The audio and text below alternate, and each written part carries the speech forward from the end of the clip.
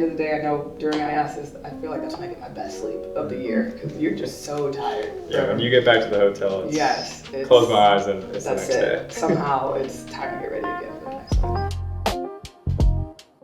Hi everyone, welcome to the first Blue and Gold Roll Call podcast. We're your hosts, Annabelle and Jacquelyn. And today on Roll we have our awesome, amazing athletic directors. Trainers. We have our awesome, amazing athletic trainers. Introduce yourselves, please. Go ahead. Hi, I'm TK Edwards, also known as Miss Edwards here at school. And I'm Taylor Stevens, also known as Mr. Stevens here at school. Okay, should we start by saying how long you guys have been at TAS for? Okay, this is my 7th year here at TAS. This is year 4 for me. Okay, so let's start all the way back in your childhood. So, did you guys enjoy sports, or did you have any other interests? I love sports. Yeah, I every season I was playing something. I think I tried to try it all and do it all. But yeah, I love sports. Also same. Grew up in a sporty family, so every season was a season playing something, trying everything on. Was there a particular favorite? I really like baseball. Growing up, that was my favorite to play and be a part of. I think mine was the opposite, and I kind of filtered out what I didn't like first. Sorry, soccer, but it was a lot. But I think being tall basketball kind of just happened, and really, I liked it right away, but definitely it was an obvious choice. Right. Do you think your sport culture at your schools was similar to TAS's? I say no. Just from middle school and high school, being in Texas, it's really, really sports focused, athletics focused. So there was a lot of, hype or excitement or engagement about sports, and going to sporting games were definitely a social event as well. So even if you're not playing on the team, all your friends and stuff that you would hang out with after school, they would be going to the game anyway, so naturally, of course, you want to go. So it was a good way to help support our teammates, but also for our classmates, but also help continue to socialize with each other. Basketball was a very big sport at my school, and we did not have American football, which was a little odd, I guess, but for the most part, it was similar, I would say, similar kind of atmosphere and crowd environment. Yeah, I think at TAS there's definitely that not really a lot of support. I wouldn't say not support, but compared to American schools, when you see their HOCO or their huge football games where everyone goes and celebrates, it's kind of missing here. Yeah, but I feel like for TAS, volleyball and basketball, those are probably the two most watched sports. Compared to America, it's more American football would be the most watched, right? Yeah, and I think too with American football, it's typically in what would be our season 1 when they don't compete against many other sports. When we have rugby and basketball and tennis and swimming and all these things going on in the second season, it's busy. Yeah, but I think the introduction of the cheerleaders. Did you guys see the cheerleaders? Yeah, that was really fun, and cool. Friday night game days. That's fun. So what kind of shifted your career track to being more towards medicine instead of only sports? In high school, I took a anatomy and physiology class, and it was awesome. I really liked it. It was learning the body parts, learning how they work, and also at our high school they offered sports medicine, level 1 and level 2. So it was a way to apply the things you were learning in anatomy and physiology. It wasn't necessarily a requirement, but taking both actually helped complement the other. And then you add the sports, being a student athlete at the time, adding that, it kind of just made a lot of sense, and it felt really right, I guess. And it was a lot of fun. Similar, I took an anatomy and physiology class that was really fun and interested me in that whole field, and then there was an athletic trainer at my high school who was amazing, and she let me work with her and train and learn from her, and she was a big inspiration in what led me to doing this. Wait, does TAS have those courses? No, right? I think we have sports science. Oh, we do? I think sports science. Oh, There's sports science classes. I think the anatomy and physiology is more tied into the PE health and then some of the bios. Yeah. So, before coming to TAS, what was your previous career experience in like athletic training or like sports in general? After grad school, I went back home to San Antonio, and I worked for a hospital system for a bit, and so they sent different athletic trainers out to different schools to cover and manage their sports and stuff after school. I did that for a couple years, and then I just, on a long shot, applied for an athletic training internship in Shanghai. And so I got it, I went there, and similarly, my boss was an orthopedic surgeon, and so he saw the value in athletic trainers. And so he established his company, and his goal was to bring athletic trainers over, send them to different international schools and stuff in Shanghai, and for coverage and things that would, ultimately need or may need like surgery, that, just use like a referral kind of system that way. And then in that role, it wasn't just schools, it was also different settings, right? So any given week, I could be covering a different event. So it could be, boxing this week, or performing arts the next, few weeks or so, as well as middle schools or high schools or different tournaments and stuff that are happening. Gaelic football, who knows what happens. Any given week could look different than the previous one. Yeah, so I did my undergrad in athletic training, and then I did what's called a graduate assistantship, where you're working on your master's while also working as an athletic trainer for that university that you're at. And when I finished that, I also applied to a job that was in China. It was with Major League Baseball. They have a development center in China where kids from all over China go there to train and play baseball. And I love baseball, so that was a highlight for me. And when I saw that opportunity, I was excited about it. And so I was there until COVID happened, came back to the US for a little bit. And athletic training, you don't have to be just at a school or just with a sports team. There's athletic trainers that work in factories, with the military. There's a lot of different settings that athletic trainers can work in. And so when I went back to America, I actually worked for an orthopedic surgeon. So we were in Atlanta, Georgia at that time, and the surgeon I worked for, it was great because he covered some of the local high school football teams and MMA fights and things like that, but then we were also doing surgery 3 times a week, and that was a really unique thing to be in on surgeries. So was there like a reason why you decided to like switch to schools? Yeah, so coming back after COVID, being back in the States, that's kind of just where I landed at the time, but I knew I wanted to get back into the athletic training in this venue of how we do things. The factory stuff, the military stuff, the orthopedic clinic stuff is all great, but I enjoy being able to interact with the kids, having sports to be a part of. So I guess that leads to like why you came to TAS, because like you talked about how like you didn't know how far you wanted to be from home, right? So like Taipei is pretty far from the States, so what landed you here? I think with that, it's more so on my end, like, and I guess my parents' end too, right? They're more comfortable and stuff. I wanted to be not necessarily far from home, but I've never been afraid to move and pack up and go somewhere. And so honestly, China was a no-brainer for me. My parents, they were a bit caught off guard a bit, but they were like, sounds awesome, have fun, And at the end of the day, you can always come home if you want to. And so I had that support, and what made me come to TAS is I was looking for something more, I guess, consistent and more, while Shanghai and those jobs and stuff were fun, it's a different kind of fun working at a school, right? And getting to put down, I guess, like more roots, like consistently. And what grade you guys in now, right? And we've been working together. I've seen you guys play and, grow and develop and stuff, not just as athletes, but also as people.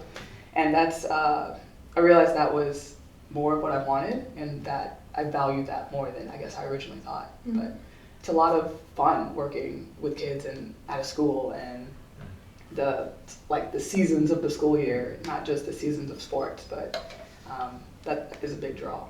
And Taiwan's awesome. Yeah, and I agree. The stability of a school is great because if you work in professional sports or if you work with a college team, those seasons can vary and be very long. I loved working in baseball. I really enjoy baseball, but that's a very busy, long summer. You're playing 162 games, right, if you're doing professional baseball. And so to be in something that's a little bit more stable and consistent as far as the calendar and the kids that you're working with, and there's not as much turnover and unknown, I think helps with making it a fun place to be. And for both of you, when you first moved to China, how was the culture? Was there like a shock, or how did you guys kind of get used to living in a different country with different languages and traditions? It was pretty shocking for me. I lived in Nanjing, and previously I had just lived in my state for undergrad. I moved just a state away for my graduate degree, and then around the world to China. So it was definitely different and shocking. I think once I got over that and kind of understood and was able to kind of get my feet under me a little bit more, I really learned to enjoy it. And I love being international. I love being here in Taiwan now. I think it's very unique and it's a great place to be, but it was definitely shocking at the beginning, yeah. I think what drew me there has also made it easy to adjust. I wanted something different. I wanted to change. So I know who I am, but the environment, you just kind of let it all go. And you just show up and you learn the rules and you kind of just go with it from there. And I had a roommate, so it's not like I don't know about your experience, but I moved in with someone that had already been there at least 6 months. And so having someone to show you the ropes and stuff, that's always helpful. And, my employer at the time was, really great and helped explain some things. And so, yeah, just kind of show up, go with it, and make it your own. So on a typical day at TAS, can you run us through what it looks like and what your responsibilities are? Where to begin? On a typical day, you come in, show up, we have set, hours for availability for appointments. And so depending on the day, sometimes it's a super heavy day, sometimes they're lighter days where you can get a bit more admin stuff done. But other times you're kind of just seeing people, as they make appointments, or sometimes just drop in. So just supporting different kids with their different needs and working on different things. And then towards the afternoon, we have a cutoff time for appointments. Then it shift gears a bit, and now less focused clinical time, but we get outside and we cover practices and support practices as needed, make adjustments as needed, and attend to new, fresh things as they happen. I would say that. Yeah, I think that. Sorry. I think that that's a good point. That our day has two distinctive sides. We have this clinical time when we're in our offices, we're seeing kids, we're working on either preventing injuries through strengthening, or we're rehabilitating some injuries that have already happened. I like to joke that I have two offices. I have the office that I have inside with a desk and a table, and then I have an office outside with my bag on and walking around out there. I think that every season is different, every day is different. That's what I like about this job, is that a season 1 Tuesday and a season 2 Friday are going to look totally, totally different. And so today, since it's season 2 and it's a Friday, there's a lot of games going on tonight. So we have a lot of stuff to set up and prepare for, and then you never know what's going to happen once the games get going. To me, looking at you guys, I feel like the long hours are definitely one of the most difficult parts, because I remember in last year I asked this during softball. Garrison was like, Mr. Stevens has been here since 7 a.m. and 7 p.m. right now, and you're like, I'm so tired. So to you guys, what do you think is the most difficult part of your job? I think those 12-hour days are tough. There's a difference between being somewhere for 12 hours and being on for 12 hours. That maintaining that level of alertness, I think, and being ready to respond to whatever happens. It gets to be a bit wearing sometimes, you know, and at the end of the day, I know during IASIS, I feel like that's when I get my best sleep of the year because you're just so tired. Yeah, when you get back to the hotel, it's close my eyes and it's the next day. Somehow it's time to get ready again for the next one. Yeah, the being on is, I think, the most draining part because you know if something really happens, if there's a medical emergency, everyone's going to be kind of scrambling for where's the athletic trainer, you know. And I think that responsibility is something that we prepare for. We're constantly making sure we have the right equipment. We're brushing up on our training. We're doing a lot of that stuff. But that having to have your mindset of I'm ready at 7 a.m. or 7 p.m., that can be tiring. But I think that there is something fun about those tournament times where you can kind of ride that energy of the games and everything that keeps you going.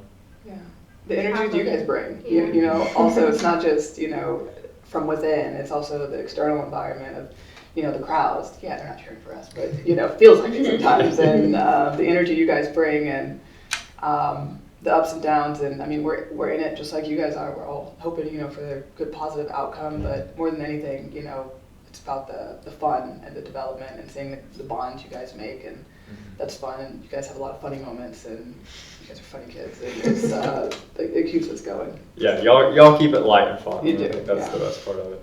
If you weren't an athletic trainer, what do you guys think? Oh, right.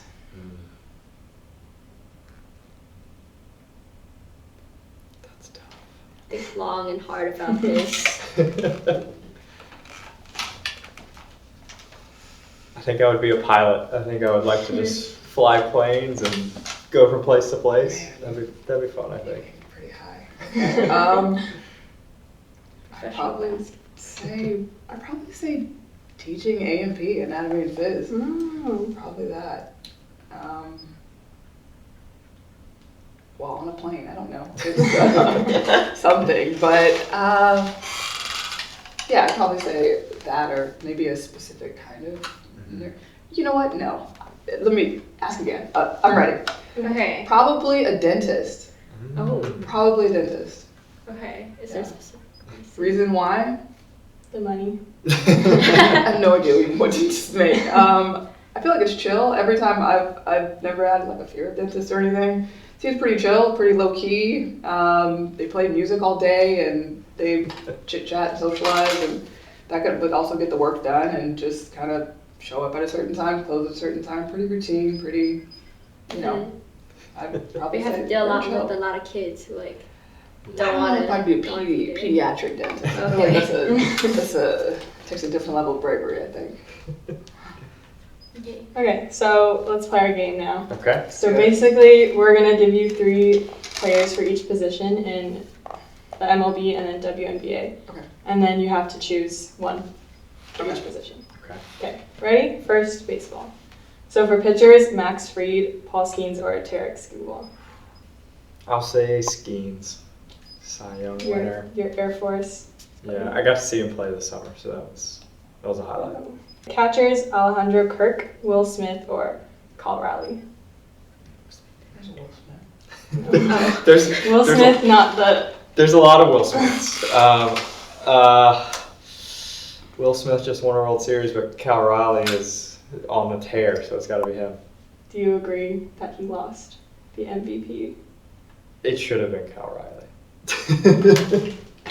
Okay. Okay, first base, Matt Olson, Yandy Diaz, or Pete Alonso. I like the polar bear, Pete Alonso.